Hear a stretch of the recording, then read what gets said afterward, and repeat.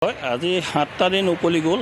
7টা দিন উকলি যোৱাৰ পাছতো দেখিছে পৰিস্থিতি একেই, কিন্তু আজি 7টা দিনে তেওঁলোকে আশ্বাস প্ৰদান কৰি আছে স্থানীয় ৰাইজক যে অতি শীঘ্ৰে ইয়াৰ নিৰ্মূল হ'ব, এই গেছৰ যি নিৰ্গমন সেই নিৰ্গমন নিৰ্মূল হ'ব। কিন্তু আজি 7 দিন উকলি যোৱাৰ পিছতো এই যি নিৰ্গমন এই নিৰ্গমন এতিয়াও বন্ধ হোৱা নাই বা ONGC বিষয়া বা কৰ্তৃপক্ষই কোনো ইয়াক ৰোধ কৰিব পৰা তেওঁলোকৰ ক্ষমতা নাই। এই মুহূৰ্তলৈকে তেওঁলোকে বাৰম্বাৰ এই স্থানীয় বাসিন্দাক এটা কথা উল্লেখ কৰি আছে যে এয়া তেওঁলোকৰ বিষয়ববীয়া আহিব, দূৰৰ পৰা বিশেষজ্ঞৰ দল আহিব, কিন্তু সকলো ফুটুকাৰ ফেন আজি 7টা দিন তেওঁলোকে উকলি যোৱাৰ পাছতো কোনো তেওঁলোকৰ বিষয়ববীয়া ইয়াত উপস্থিত নহ'ল বা তেওঁলোকৰ বিশেষজ্ঞ দল আহি উপস্থিত নহ'ল।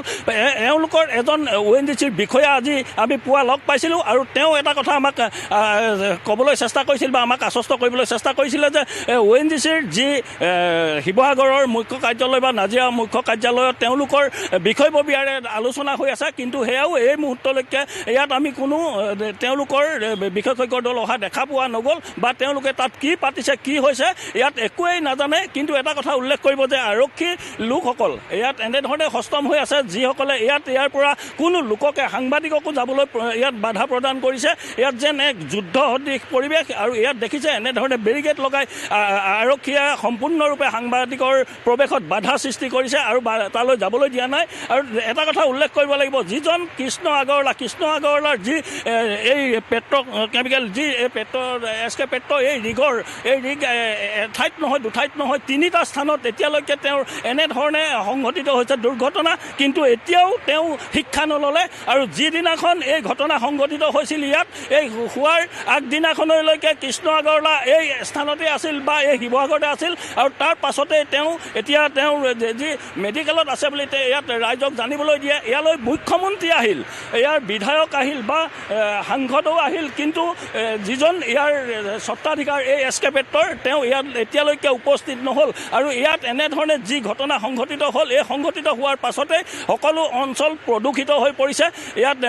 ইয়াত বিভিন্ন গৰু ছাগলী সকলো মানুহ সকলো ইয়াত প্ৰদূষণৰ কবলত পৰিছে। আৰু এই দেখিছে ইয়াত মোৰ সহযোগীয়ে পৰিৱেশ দেখুৱাইছে, ইয়াৰ পৰা এই স্থানৰ পৰাই আমাক কাকো যাবলৈ দিয়া নাই। যিহেতু আৰু এটা কথা উল্লেখ কৰিব লাগিব, কিছুদিনৰ আগত বা কেইটামান বছৰ পূৰ্বে গেলেকীত যেতিয়া সংঘটিত হৈছিল এই একেই SK পেট্ৰৰ যি দুটাকৈ ৰিগ জ্বলি চাৰখাৰ হৈছিল, কিন্তু তাত তেতিয়া ঘটনা সংঘটিত হোৱাৰ পাছতেই 2জন বগা চাৰ্ট পৰিহিত লোকক তেওঁ মেনেজৰ কাৰণে বিভিন্ন স্থানলৈ পঠিয়ায়। আৰু তাৰ পাছত তেওঁলোক সকলো ফুটুকাৰ ফেন হৈ পৰে। তেওঁলোকে যেতিয়া মেনেজ কৰি আহে তাৰ পাছতে তেওঁ আকৌ বিৰোধৰ পৰা পুনৰ কামত নিয়োজিত হয় আৰু তেওঁ নতুন ৰিগত তেওঁ মনোনীত হোৱা পৰিলক্ষিত হৈছে। আৰু যাৰ ফলত আজি এটা কথা উল্লেখ কৰিব লাগিব, স্থানীয় বাসিন্দা যিসকল বাসিন্দা এতিয়া তেওঁলোকে শ্বাস প্ৰশ্বাসৰ বাবেও তেওঁলোক এতিয়া ৰোগত ভুগিবলগীয়া হৈছে, চকুৰ ৰোগত ভুগিবলগীয়া হৈছে, বিভিন্ন পেটৰ ৰোগত ভুগিবলগীয়া হৈছে। ইয়াৰ স্থানীয় বাসিন্দাসকলে